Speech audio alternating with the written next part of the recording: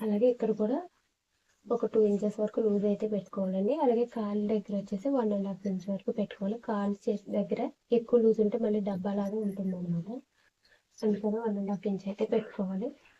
పిస్తా దగ్గర మాత్రం 2-2½ వరకు కూడా పెట్టుకోవచ్చు. ఫ్రీగా ఉంటుందన్నమాట పిల్లలు కూర్చునేటప్పుడు. ఇలా పెట్టేసుకున్నాం కదా, ఇప్పుడు మళ్ళీ నడుము లూజ్ అయితే మార్కింగ్ చేసుకోవాలి. ఇక్కడ 1/2 ఇంచ్ అనేది ఖర్చు వదిలేయాలి. 5½ ఇంచ్ కదా, ఈ 5½కి నేను ఎక్స్ట్రానే తీసుకుంటున్నానండి. మనకి ఫ్యూచర్లో నడుము లూజ్ కావాలి కాబట్టి ఫ్రంట్ పార్ట్లో కూడా ఎక్స్ట్రానే మార్కింగ్ చేశాను.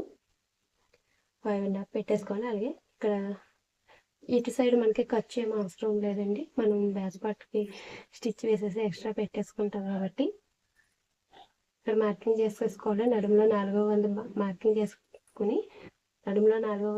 చేసుకుని డాట్ కోసం బ్యాక్ సైడ్ డాట్ వస్తుంది అనమాట.